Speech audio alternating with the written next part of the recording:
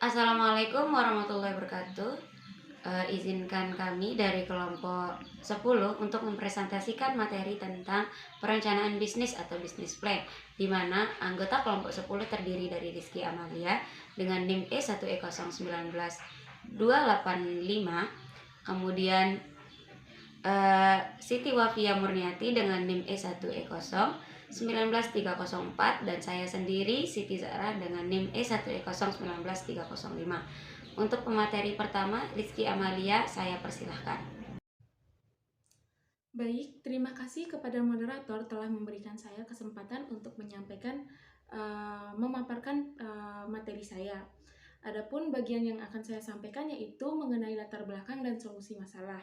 Adapun latar belakangnya yaitu perencanaan bisnis atau business plan merupakan dokumen tertulis yang disiapkan oleh wirausaha yang menggambarkan semua unsur-unsur yang relevan baik internal maupun eksternal mengenai perusahaan untuk memulai suatu usaha. Nah, perencanaan bisnis yang baik memuat tahapan-tahapan yang harus disiapkan atau dilakukan untuk memaksimalkan peluang keberhasilan. Perencanaan bisnis dapat juga dipakai sebagai alat untuk mencari dana seperti lembaga keuangan. Bantuan dana yang diperlukan tersebut dapat berupa bantuan dana jangka pendek, yaitu untuk modal kerja maupun jangka panjang untuk perluasan usaha. Untuk perluasan usaha, dalam mendirikan suatu usaha, seorang wirausaha atau usahawan harus mempunyai trik khusus agar produk atau jasa yang dijualnya dapat laku di pasaran. Oleh sebab itu, seorang wirausaha harus memperhatikan selera atau keinginan masyarakat atau konsumennya. Nah, seperti yang termuat dalam suatu artikel berita mengenai beberapa usaha yang gulung tikar karena disebabkan oleh pandemi. Nah, walaupun pandemi telah berakhir, akan tetapi beberapa sektor retail masih dihadapi berbagai tantangan masih menghadapi beberapa tantangan. Salah satu penyebabnya yaitu mengenai tantangan logistik, di mana di mana karakteristik geografis Indonesia menyebabkan rantai pasok barang memakan waktu rata-rata 3 hari, sedangkan pada negara lain hanya membutuhkan waktu 3 jam. Nah, selanjutnya saya akan menyampaikan solusi yang dapat ditawarkan untuk permasalahan yang disampaikan pada bagian latar belakang sebelumnya. Adapun solusi yang dapat ditawarkan yaitu ada 4. Yang pertama yaitu menyusun rencana bisnis. Menyusun rencana bisnis adalah kegiatan menyusun strategi penjualan dan pemasaran secara rinci, kondisi keuangan dan juga pendapatan serta pengeluaran selama menjalankan bisnis tersebut.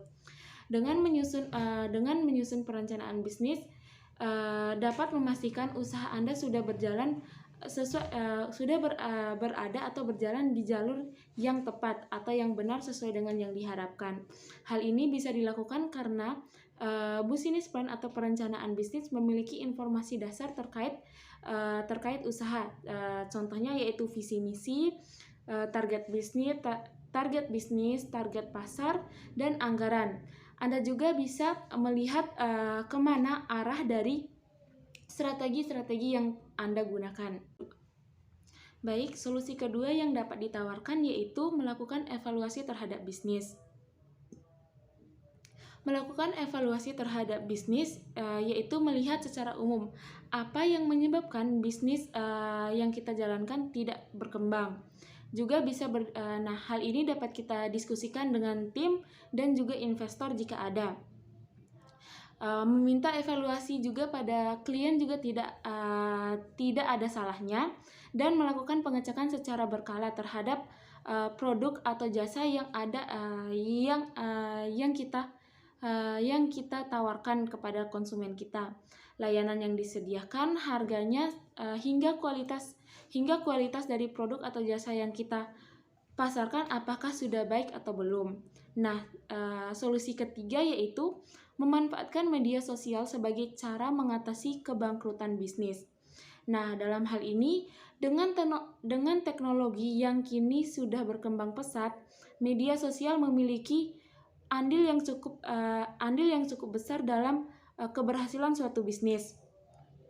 Masyarakat dari berbagai kalangan kini mempunyai akses yang mudah terhadap internet dan menghabiskan banyak waktu mereka di media sosial. Itulah mengapa media sosial memegang peranan penting dalam dunia bisnis.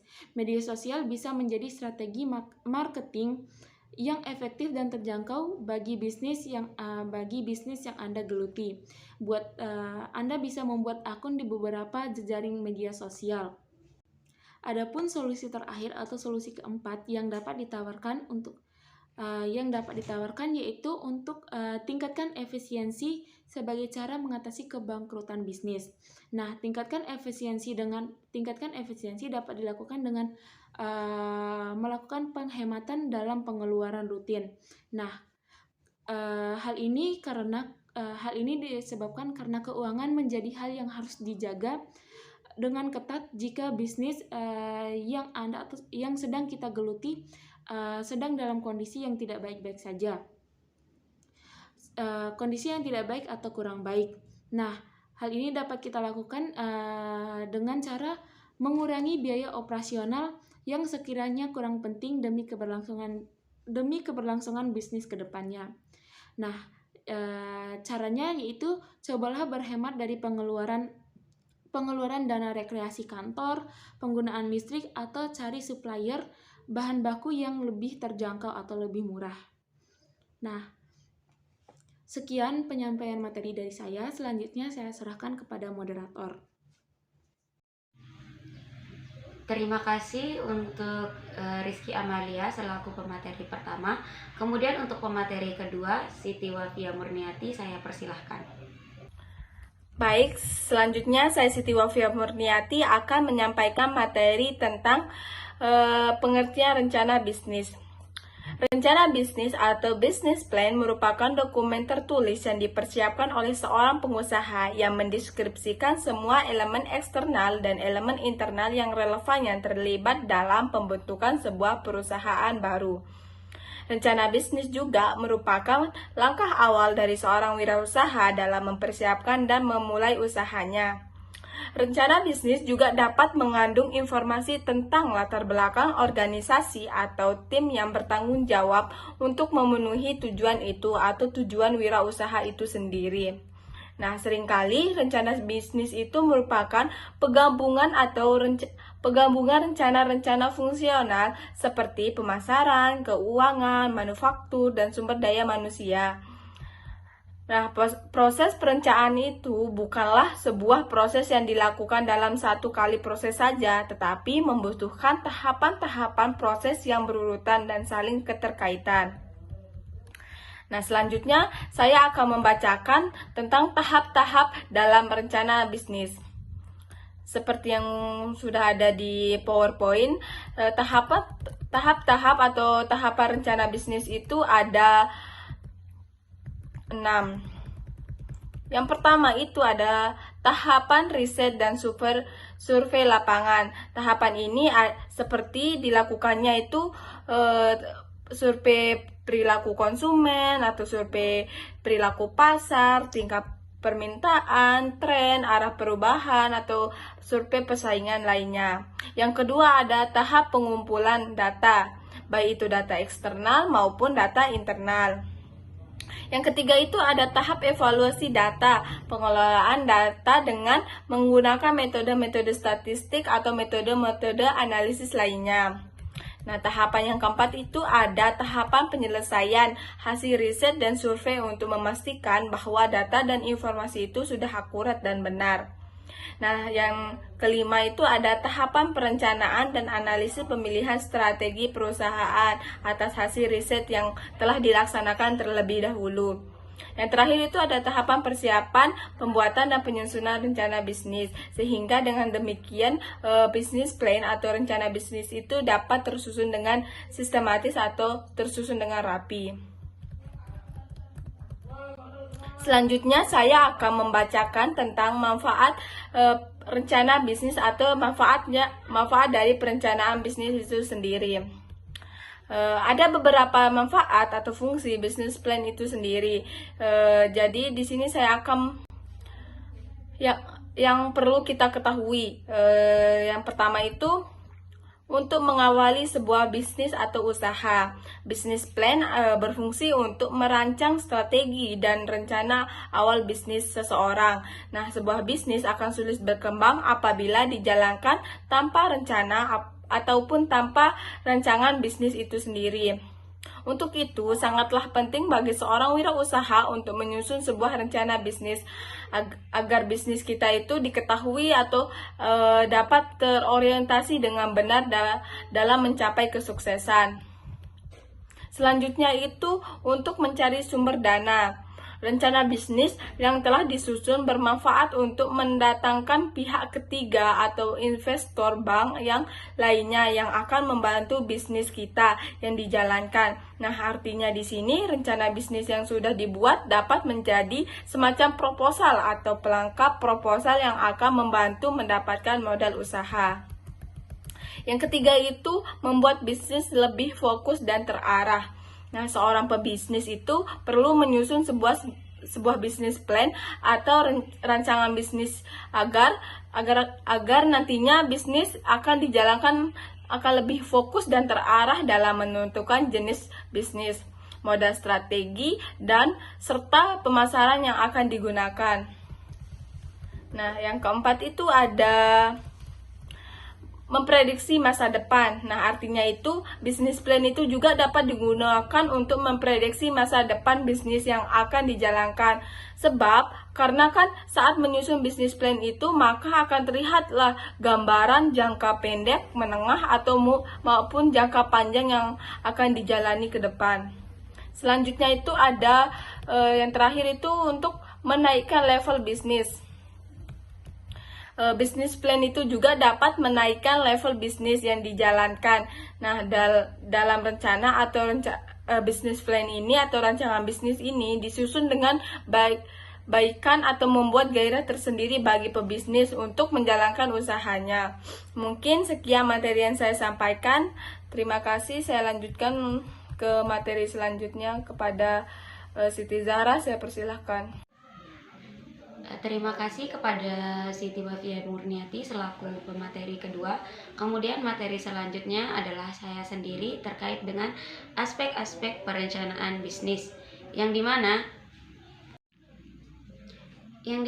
ada beberapa aspek dalam perencanaan dan uraian produk yang harus tampil untuk dijual. Dan aspek-aspek tersebut, yang pertama ada aspek pemasaran, yang dimana sasaran pemasaran ini meliputi daerah pemasaran, yaitu lokasi pasar, jenis dan jumlah pelanggan, serta pesaing di lokasi pasar. Kemudian ada situasi pasar, yang dimana di sini terkait dengan segmentasi pasar, target pasar, dan posisi pasar dibandingkan dengan pesaing yang berada di daerah pasar. Kemudian ada proyeksi permintaan, yakni terkait dengan jumlah permintaan dalam setiap proses atau siklus untuk setiap jenis pelanggan dan proyeksi peningkatannya dalam setiap pemasaran. Kemudian ada strategi dan taktik pemasaran. Kemudian yang kedua adalah penganggaran pemasaran, yakni biaya atau rencana biaya yang dialokasikan untuk investasi dan biaya operasional pemasaran dalam satu siklus dan serta proyeksi peningkatan sejalan dengan peningkatan penawaran untuk memenuhi peningkatan permintaan pasar. Kemudian aspek yang kedua ada aspek produksi. Yang pertama ada pengadaan barang yang menyangkut dengan jenis, volume, kemudian harga dan sumber atau daerah pemasokan bahan proses pengadaan barang. Kemudian yang kedua ada kebutuhan sumber daya produksi, yakni mengenai sumber daya produksi tentang peralatan, kemudian tenaga kerja yang dibutuhkan untuk melaksanakan aktivitas produksi. Yang ketiga ada proses produksi, meliputi masing-masing jenis produk yang disertai dengan bagan proses pembuatan produk. Kemudian perkiraan jumlah produksi, yaitu jumlah produksi yang akan dihasilkan dan ditawarkan dalam setiap metode atau siklus atau periode untuk setiap jenis produk. Yang kelima yaitu penganggaran produksi, yaitu berdasarkan rencana biaya yang sudah dialokasikan sebelumnya, investasi dan biaya untuk operasional produksi dalam satu siklus proyeksi, peningkatan sejalan dengan peningkatan produksi untuk memenuhi peningkatan permintaan pasar. Kemudian aspek yang ketiga adalah aspek organisasi dan manajemen.